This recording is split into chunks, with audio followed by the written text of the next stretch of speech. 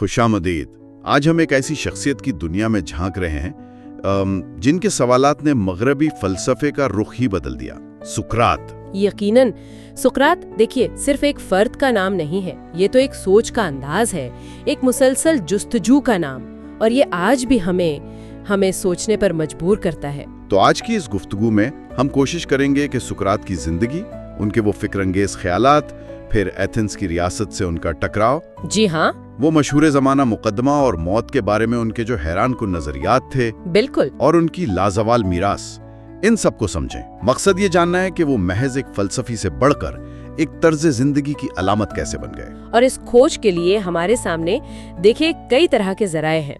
अफलातून की मशहूर तहरीरें तो हैं ही, खास तौर पर अपोलॉजी, क्रिटो और फिएडो। हाँ, वो तो बुनियादी हैं। जी, साथ में ज़ेनोफोन के बयानात भी अहम हैं।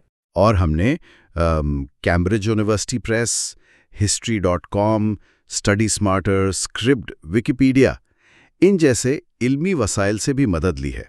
इतना ही नहीं, पबमेड में एक तिब्बी तज्जिया भी शाया हुआ है, वो भी देखा है। तो हमारा मिशन ये है कि इन सब जराए से अहम बातें निकालकर देखें कि सुकरात असल में कौन थे, उनके फलसफे की जान क्या थी, बिल्कुल, उनके मुकदमे की असल वजूहात क्या थीं, उन्होंने मौत को इतने सुकून से क्यों कबूल किया, और उनका असर आज तक क्यों बाकी है।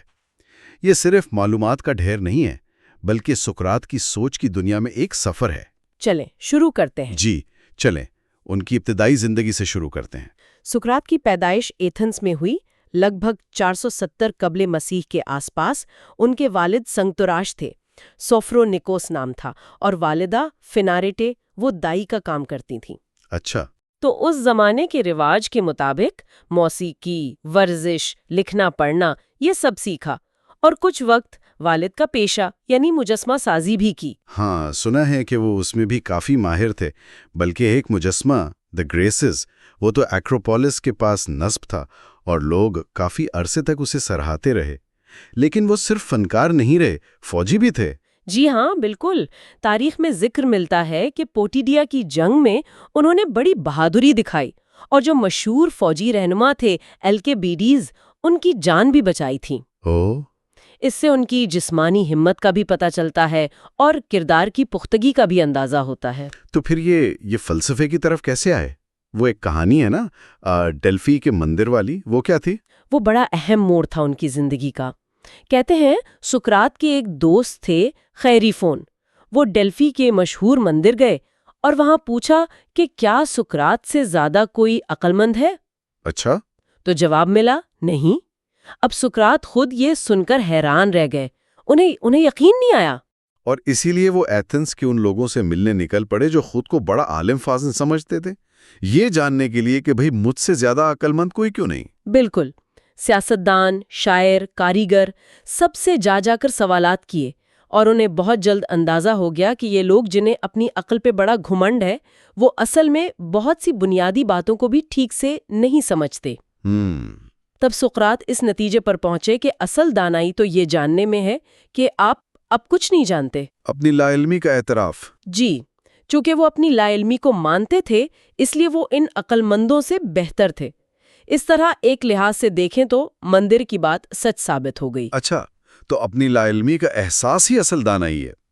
ये समझने के बाद क्या उन्होंने दूसरों को भी इसी तरह सोचने पर मजबूर करने का कोई खास तरीका अपनाया, वो जो मशहूर सोक्राटी तरीका कहलाता है? जी, उसे एलन कस्वी कहते हैं। ये बुनियादी तौर पर सवाल जवाब के जरिए बातचीत का एक अंदाज है। मकसद ये नहीं कि मैं आपको मालूमात दूं, अच्छा, बल्कि सवालों के जरिए दूसरों को खुद सच्चाई तक पहुंचने में मदद देना है। अफलातून ने इसे दाई के काम से तशबीह दी है, यानी एक तरह की ज़हनी मिडवाइफरी। बिल्कुल। जैसे दाई बच्चे की पैदाइश में मदद करती है, सुकरात कहते थे मैं ख्यालात को जन्म देने में मदद करता हूँ। तो ये एक तरह से लोगों के जहनों को टटोलना था। वो जो मशहूर सोक्राती तंज है, सोक्रातिक आयरनी है, क्या वो भी उसी का हिस्सा था? बिल्कुल। ये तरीका आम अकायद और तारीफों को जांचने पर मबनी था। इनमें जो तजादात होते थे, जो कमजोरियां होती थीं, उन्हें सामने लाया जाता था, और सुकरात अक्सर खुद को बिल्कुल लाइल्म जाहिर करते थे। हाँ, تاکہ دوسرے شخص کی لا علمی یا اس کے دلائل کی کمزوری کھل کر سامنے آ جائے۔ یہی سقراطی طنز تھا۔ یہ تو کافی چبھنے والا انداز رہا ہوگا ایتھنز کے معززین کے لیے۔ اچھا، اس سب کے پیچھے ان کے بنیادی نظریات کیا تھے؟ کچھ بنیادی خیالات بہت اہم ہیں۔ ایک تو یہ کہ علم ہی نیکی ہے، نالج از ورچو۔ یعنی اگر کسی کو واقعی پتہ چل جائے کہ صحیح کیا ہے تو وہ جان بوجھ کر غلط نہیں کرے گا۔ دوسرا، وہ مشہور جملہ کہ بغیر سوچے سمجھے گزاری گئی زندگی جینے کے لائق نہیں۔ The unexamined life is not worth living. بہت گہری بات ہے۔ اور تیسرا کہ اپنی روح کی فکر کرنا، یعنی کردار اور اخلاق سنوارنا، یہ دنیاوی فائلوں سے کہیں زیادہ ضروری ہے۔ یہ خیالات تو اس وقت کے ایتھنز میں یقیناً تہلکہ مچا دینے والے ہوں گے، خاص طور پر ان کی جمہوریت پر جو تنقید تھی وہ کیا تھی؟ جی، وہ ایتھنز کی جمہوریت کے بڑے نقاد تھے۔ ان کا ماننا تھا کہ حکومت چلانے کا حق صرف ان کو ہونا چاہیے جو قابل ہوں، جن میں علم اور سمجھ بوجھ ہو۔ قابلیت کی بنیاد پر؟ جی، نہ کہ صرف انہیں جو مقبول ہوں یا جنہیں زیادہ ووٹ مل جائے۔ افلاطون نے ریاست میں ایتھنز کے نظام کی مثال دی ہے ایک ایسے بحری جہاز کی طرح جسے نااہل لوگ چلا رہے ہوں۔ اچھا۔ کچھ ذرائع جیسے اسکرپٹ کا حوالہ ہے وہ اشارہ کرتے ہیں کہ شاید وہ اسپارٹا کا جو زیادہ منظم اشرافیہ والا نظام تھا اسے بہتر سمجھتے ہوں۔ اور اسی تنقیدی سوچ کی وجہ سے انہوں نے خود کو ایتھنز کی ڈنگ مارنے والی مکھی یعنی گیٹ فلائی کہا۔ ہاں، افلاطون کی اپولوجی میں وہ خود کو خدا کی طرف سے ایتھنز کے لیے بھیجا گیا ایک تحفہ کہتے ہیں، ایک ایسی مکھی کی طرح جو ایک سست گھوڑے یعنی ایتھنز کو ڈنگ مار مار کر جگاتی رہتی ہے تاکہ وہ سو نہ جائے۔ وہ لفظ اویسٹروس یعنی گیٹ فلائی استعمال نہیں کرتے، لیکن مطلب یہی ہے۔ یعنی وہ ایتھنز والوں کو آرام سے بیٹھنے نہیں دینا چاہتے تھے۔ کیا اسی رویے کی وجہ سے ان کے دشمن پیدا ہوئے؟ ان کے کچھ شاگرد بھی تو کافی متنازع تھے، ہے نا؟ یقیناً، ان کے حلقے میں الکیبیڈیز جیسے لوگ تھے، بااثر تو تھے مگر سیاسی طور پر غیر مستحکم سمجھے جاتے تھے۔ اور کرٹیاس، ہاں، کرٹیاس کا نام تو بہت آتا ہے۔ جی، جو بعد میں ایتھنز پر مسلط ہونے والے 30 ظالم حکمرانوں کا سرگنا بنا۔ یہ 30 لوگ اسپارٹا کے حامی تھے اور انہوں نے ایتھنز میں جمہوریت ختم کر کے بڑا ظلم کیا تھا۔ اور سقراط ان 30 ظالموں کی بمر میں بھی ایتھنز میں ہی رہے، جس پر بعد میں انگلیاں اٹھیں، حالانکہ انہوں نے ان کا ایک حکم ماننے سے انکار بھی کیا تھا نا۔ وہ لیون آف سیلامس والا واقعہ اہم ہے۔ 30 ظالموں نے سقراط اور 4 دوسرے لوگوں کو حکم دیا کہ لیون نامی ایک بے قصور شہری کو پکڑ کر لائیں تاکہ اسے قتل کیا جا سکے۔ سقراط نے صاف انکار کر دیا اور چپ چاپ گھر چلے گئے۔ لیکن البتہ انہوں نے لیون کو خبردار کرنے کی بھی کوئی کوشش نہیں کی، جسے باقی 4 لوگوں نے پکڑ کر مار ڈالا۔ اس بات کو بعد میں ان کے مخالفین نے ان کے خلاف استعمال کیا۔ اچھا، ان کے مذہبی خیالات بھی روایتی نہیں تھے۔ وہ ڈیمیونین کیا چیز تھی؟ سقراط کہتے تھے کہ ان کے اندر ایک قسم کی ایک آواز یا روحانی نشانی ہے جو انہیں غلط کام کرنے سے روکتی ہے۔ صرف روکتی تھی؟ جی، دلچسپ بات یہ ہے کہ یہ آواز انہیں صرف روکتی تھی، کچھ کرنے پر اکساتی نہیں تھی۔ یہ ریاست کے جو مانے ہوئے دیوتا تھے ان سے بالکل الگ تصور تھا، اور یہی بات ان پر لگائے گئے بے دینی کے الزام کی ایک بنیاد بنی۔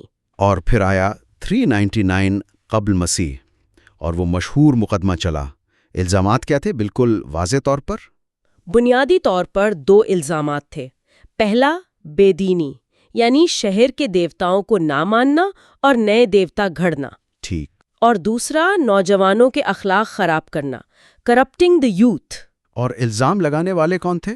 3 لوگ سامنے آئے۔ ملٹس، جو ایک شاعر تھا اور شاید مذہبی طبقے کی نمائندگی کر رہا تھا۔ اینٹس، جو چمڑے کا کام کرتا تھا اور ایک طاقتور سیاستدان تھا۔ اور لائکون، جو ایک مقرر تھا۔ لیکن کیا یہ الزامات ہی اصل وجہ تھے یا پس پردہ کچھ اور کہانیاں تھیں؟ کچھ سیاسی یا ذاتی معاملات؟ زیادہ گہرے تھے۔ سقراط کے فلسفیانہ خیالات سے اختلاف اور حسد تو تھا ہی، سیاسی بدلہ لینے کا عنصر بھی نظر آتا ہے، کیونکہ انہیں 30 ظالموں کا ہمدرد سمجھا جاتا تھا، خاص طور پر کرٹیاس جیسے شاگردوں کی وجہ سے۔ ذاتی رنجشیں بھی تھیں، ہے نا؟ اینٹس کے بارے میں کہا جاتا ہے کہ وہ اس لیے ناراض تھا کہ اس کا بیٹا سقراط سے متاثر ہو کر وہ خاندانی کاروبار اور سیاست سے دور ہو گیا تھا۔ بالکل، اور مذہبی طور پر جو قدامت پسند لوگ تھے وہ بھی سقراط کے سوال اٹھانے کے انداز اور ان کے ڈائمونین کے تصور سے خوش نہیں تھے۔ ایک اور دلچسپ نظریہ میٹ کیٹن کا ہے کہ شاید سقراط نے ایتھنز کے انتہائی خفیہ اور مقدس ایلیوسینی اسرار کے بارے میں کچھ کہہ دیا تھا یا ان کی بے ادبی کی تھی، جس نے بھی آگ پر تیل کا کام کیا۔ مقدمے میں سقراط کا اپنا رویہ کیسا رہا؟ افلاطون کی اپولوجی میں تو کافی ڈراماٹک تاثیر کشی ہے۔ ہاں، سقراط کا دفاع بالکل غیر روایتی تھا۔ انہوں نے کسی ماہر تقریر نویس جیسے لائسیاس کی مدد لینے سے صاف انکار کر دیا، خود ہی اپنا دفاع کیا۔ جی، عدالت میں ججوں، جنہیں ڈائیکاسٹس کہتے تھے، ان سے معافی یا رحم کی بھیک مانگنے کے بجائے انہوں نے الٹا انہیں چیلنج کیا، خود کو ایتھنز کے لیے خدا کا تحفہ اور وہی ڈنگ مارنے والی مکھی قرار دیا۔ اور موت کا خوف وہ تو بالکل نظر نہیں آتا ان کی باتوں میں۔ قطعی نہیں۔ انہوں نے کہا کون جانے شاید موت ہی سب سے بڑی نعمت ہو۔ انہوں نے صاف کہہ دیا کہ وہ انسانوں کے حکم کے بجائے خدا کے حکم کو مانیں گے، چاہے اس کی قیمت جان ہی کیوں نہ دینی پڑے۔ تو فیصلہ کیا ہوا؟ ووٹنگ کیسے ہوئی؟ پہلی ووٹنگ ہوئی اور ججوں کی تھوڑی سی اکثریت، کہا جاتا ہے 280 بمقابلہ 221، انہیں مجرم ٹھہرایا۔ اچھا، مطلب کافی قریبی معاملہ تھا۔ جی، پھر مرحلہ آیا سزا تجویز کرنے کا۔ استغاثہ نے تو سزائے موت مانگی۔ اور سقراط نے جواب میں کیا کہا؟ وہ فری کھانے والی بات کیا تھی؟ یہاں سقراط کا طنز کمال پر تھا۔ کہنے لگے کہ شہر کی اتنی خدمت کرنے کے بدلے میں تو مجھے پرائٹینیم میں عمر بھر مفت کھانا ملنا چاہیے۔ یہ وہ اعزاز تھا جو اولمپک جیتنے والوں یا شہر کے بڑے محسنوں کو ملتا تھا۔ پھر کہا کہ چلو تھوڑا سا جرمانہ کر دو۔ حالانکہ ان کے دوست افلاطون، کرٹیو وغیرہ وہ ایک بڑی رقم 3000 ڈراکما بطور جرمانہ بھرنے کو تیار تھے، لیکن ججوں نے یہ منظور نہیں کیا۔ نہیں، لگتا ہے سقراط کی اس بے نیازی اور طنزیہ انداز نے ججوں کو اور غصہ دلا دیا۔ دوسری ووٹنگ ہوئی اور اس بار پہلے سے بھی زیادہ بڑی اکثریت نے انہیں سزائے موت سنا دی۔ یہ بات واقعی چونکا دینے والی ہے کہ انہوں نے جان بچانے کی کوئی سنجیدہ کوشش نہیں کی۔ اس سے سوال پیدا ہوتا ہے کہ وہ موت کو آخر سمجھتے کیا تھے؟ افلاطون کی تحریروں، اپولوجی اور فیڈو میں اس بارے میں کیا ملتا ہے؟ سزا سننے کے بعد اپولوجی میں سقراط موت کے بارے میں ایک دلچسپ منطقی دلیل پیش کرتے ہیں۔ اسے تعمیری مخمصہ یا کنسٹرکٹیو ڈائلیما کہا جا سکتا ہے۔ وہ دو امکانات کیا ہیں؟ پہلا، موت شاید شعور کا مکمل خاتمہ ہے، جیسے ایک گہری خوابوں سے خالی نیند، بالکل خاموشی۔ جی، سقراط اسے ایک شاندار فائدہ، یونانی میں تھماسین کیردوس کہتے ہیں۔ دلیل یہ دیتے ہیں کہ بڑے سے بڑا بادشاہ بھی اپنی پوری زندگی میں ایسی پرسکون راتیں کتنی پاتا ہوگا۔ ٹھیک، اور دوسرا امکان؟ دوسرا یہ کہ موت دراصل ایک جگہ سے دوسری جگہ منتقل ہو جانا ہے، ایک ایسی جگہ جہاں تمام گزرے ہوئے لوگ موجود ہوں، جہاں انصاف پسند جج ہوں، وہاں ماضی کے عظیم ہیروز، شاعر جیسے اورفیس، ہومر، ہیسیوڈ، یہاں تک کہ سیسیفس جیسی متنازع شخصیت سے بھی بات چیت کرنے، ان سے سوال جواب کرنے کا موقع ملے گا۔ اچھا، سقراط کے لیے تو یہ ناقابل تصور خوشی یا امیخنم یودیمونیاس۔ تو مطلب دونوں صورتوں میں موت یا تو فائدہ مند ہے یا بے انتہا خوشی کا باعث، کوئی بری چیز نہیں۔ لیکن ہم نے جو کیمبرج یونیورسٹی پریس کا تجزیہ دیکھا، اس میں اس دلیل پر کچھ سوالات اٹھائے گئے ہیں۔ وان ہارٹن کا تجزیہ ہے نا؟ جی، ایلس وان ہارٹن کا تجزیہ بہت دلچسپ ہے۔ وہ کہتی ہیں کہ اول تو یہ دو امکانات ہی موت کی تمام ممکنہ صورتیں نہیں ہیں، مثلاً روایتی عذاب و ثواب یا روح کا بھٹکنا وغیرہ کا ذکر ہی نہیں۔ ٹھیک۔ دوئم، دونوں کو اچھا کہنے کے لیے سقراط نے بالکل مختلف بلکہ متضاد پیمانے استعمال کیے ہیں۔ گہری نیند کا اچھا ہونا سقراط کے اپنے غور و فکر والی زندگی کے اصول سے کیسے میل کھاتا ہے؟ عظیم بادشاہ والی مثال بھی شاید تنزیہ ہے۔ اور وہ جو دوسرا منظرنامہ ہے، مرے ہوئے لوگوں سے بحث مباحثہ، وہ سقراط کے لیے تو ٹھیک ہے، پر ان لوگوں کا کیا ہوگا جو زندگی میں ان کے سوالوں سے بھاگتے تھے؟ یہ بھی ایک اہم نقطہ ہے۔ پھر یہ کہ اس دوسرے منظرنامے میں روایتی سزا و جزا کا کوئی تصور نہیں۔ ون ہارٹن کا خیال ہے کہ شاید سقراط کا مقصد موت کی حقیقت بیان کرنا نہیں تھا، بلکہ سننے والوں، خاص طور پر ان ججوں کو جو ان سے ہمدردی رکھتے تھے، یہ سوچنے پر مجبور کرنا تھا کہ وہ کس قسم کی زندگی کو بہتر سمجھتے ہیں، غفلت کی نیند یا مسلسل سوچ بچار۔ اسے پروٹیریپٹک ریڈنگ کہتے ہیں۔ تو کیا سقراط کا اپنا سکون ان عقلی دلیلوں سے زیادہ کسی اور بنیاد پر تھا، جیسے وہ الہی نشان والی بات؟ ون ہارٹن کے مطابق لگتا یہی ہے کہ سقراط کا اصل اطمینان ان دلیلوں پر نہیں بلکہ ان کے الہی نشان یعنی ڈیوائن سائن کی خاموشی پر تھا۔ مطلب چونکہ اس اندرونی آواز نے انہیں اس راستے سے روکا نہیں، اس لیے یہ راستہ اور اس کا انجام برا نہیں ہو سکتا۔ اچھا، یہ بات خدا پر ان کے بھروسے اور ان کے اس بنیادی موقف سے زیادہ مطابقت رکھتی ہے کہ حقیقی دانائی اپنی لا علمی کو تسلیم کرنے میں ہے، یعنی وہ حتمی جوابات کا دعویٰ نہیں کرتے تھے، ایپوریٹک پوزیشن جسے کہتے ہیں۔ سزا کے بعد اور موت سے پہلے کے دن کیسے گزرے؟ افلاطون کی کریٹو میں ذکر ہے کہ انہیں جیل سے بھاگنے کا موقع بھی دیا گیا تھا۔ جی ہاں، ان کے پرانے اور امیر دوست تھے کریٹو۔ انہوں نے جیل کے گارڈز کو رشوت وغیرہ دے کر فرار کا سارا بندوبست کر لیا تھا۔ وہ سقراط کے پاس آئے اور ان پر بہت زور دیا کہ وہ بھاگ جائیں۔ کریٹو نے کیا دلیلیں دی؟ کریٹو نے کہا کہ اگر تم نہیں بھاگے تو لوگ ہمیں برا بھلا کہیں گے کہ دوست کو بچایا نہیں، اور یہ کہ تمہیں اپنے بچوں اور شاگردوں کا بھی سوچنا چاہیے۔ لیکن سقراط نہیں مانے۔ انہوں نے کیا دلیل دی؟ یہ بہت اہم ہے نا؟ بہت اہم۔ سقراط نے انکار کرتے ہوئے کچھ بہت بنیادی اصول سامنے رکھے۔ پہلا، شہری اور ریاست کے بیچ ایک طرح کا نادیدہ معاہدہ ہوتا ہے، سوشل کانٹریکٹ۔ یعنی ایتھنز میں رہتے ہوئے اس کے قوانین سے فائدہ اٹھاتے ہوئے انہوں نے ان قوانین کی پابندی قبول کی ہے۔ دوسرا، قانون کی عزت کرنا ضروری ہے، چاہے وہ کسی ایک شخص کے خلاف ہی کیوں نہ ہو۔ قانون توڑنے سے پورا سماجی ڈھانچہ کمزور ہوتا ہے۔ اور یہ کہ اگر آپ کے ساتھ ناانصافی ہوئی ہے تو اس کا جواب ناانصافی سے دینا ٹھیک نہیں۔ بالکل یہی نکتہ تھا۔ ان کا موقف تھا کہ اگر ریاست نے ان کے ساتھ غلط کیا ہے تو اس کا جواب خود قانون شکنی جو ایک غلطی ہے اس سے دینا درست نہیں۔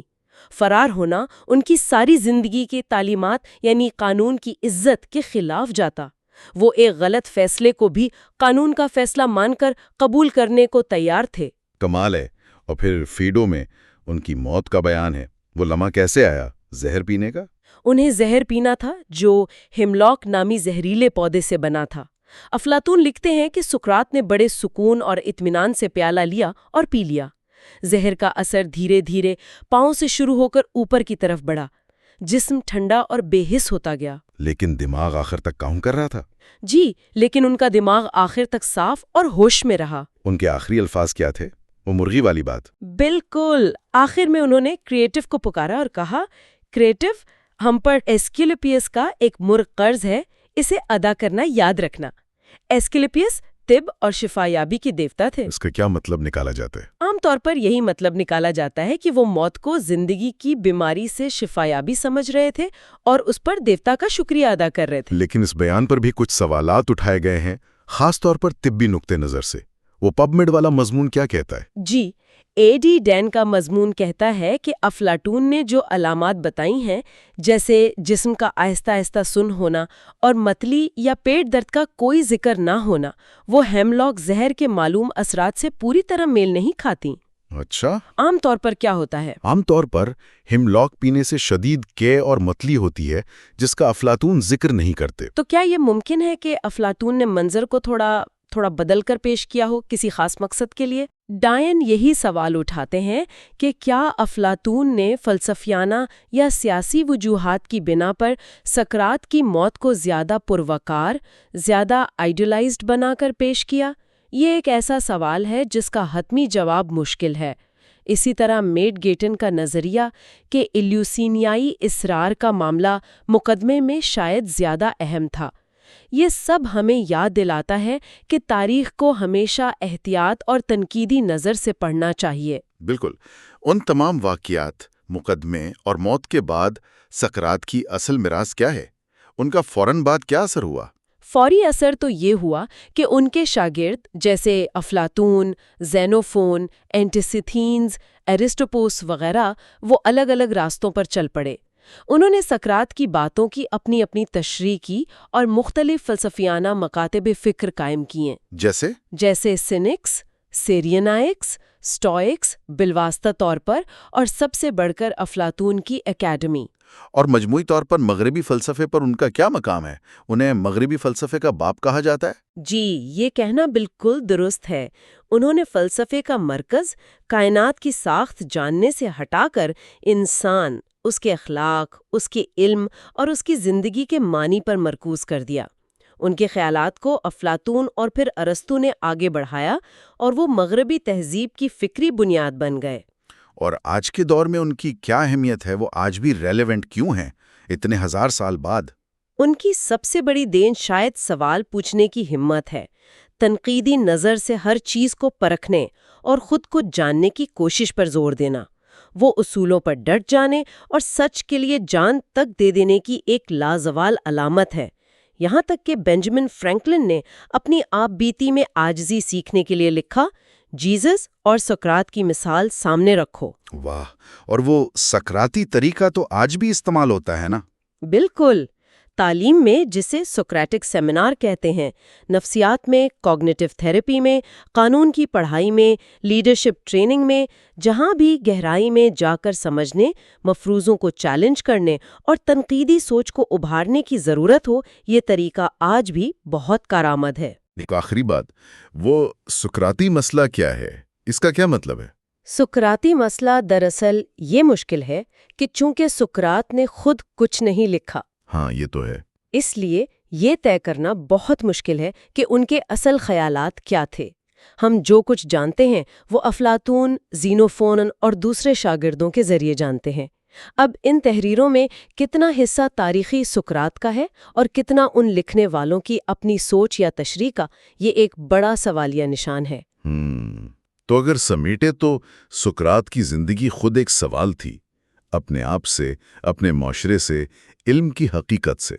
ان کا مقدمہ اور ان کی موت صرف تاریخی واقعات نہیں، بلکہ ان کے فلسفے کا، ان کی سوچ بچار والی زندگی کا عملی ثبوت بن گئے۔ بالکل درست کہا آپ نے۔ سقراط کی بڑائی شاید ان جوابوں میں اتنی نہیں جتنی ان سوالوں میں ہے جو انہوں نے اٹھائے اور جس طرح انہوں نے لوگوں کو خود سوچنے پر مجبور کیا۔ ان کی میراث یہی ہے کہ علم ایک نہ ختم ہونے والا سفر ہے، اور اس سفر کی پہلی شرط اپنی لا علمی کا اعتراف ہے۔ صرف غور و فکر سے گزاری گئی زندگی ہی اصل میں جینے کے لائق ہے۔ یہ گفتگو ہمارے سننے والوں کے لیے بھی کچھ سوال چھوڑ جاتی ہے، جیسے آج ہمارے زمانے میں وہ کون سے مانے ہوئے سچ ہیں جن پر سقراط کی طرح سوال اٹھانے کی ضرورت ہے؟ یا یہ کہ اگر کبھی ریاست کے قانون اور انسان کے اپنے ضمیر میں ٹکراؤ ہو جائے تو کیا کرنا چاہیے؟ سقراط کے جیل سے نہ بھاگنے کے فیصلے سے کیا سبق ملتا ہے؟ اور یہ کہ افلاطون نے جس طرح سقراط کی موت کو بیان کیا، اس میں جو ممکنہ طبی خامیاں نظر آتی ہیں، وہ ہمیں تاریخ اور تاریخی بیانوں کو پڑھتے ہوئے کس طرح کی تنقیدی نگاہ اپنانے کی دعوت دیتی ہیں۔ یہ سوالات بھی سقراط کی فکر کی طرح ہی زندہ ہیں، ان پر سوچتے رہنا چاہیے۔ اس گہری گفتگو میں ہمارے ساتھ شامل ہونے کا بہت شکریہ۔ اگلی بار تک سوچتے رہیے اور سوال کرتے رہیے۔ خدا حافظ۔ خدا حافظ۔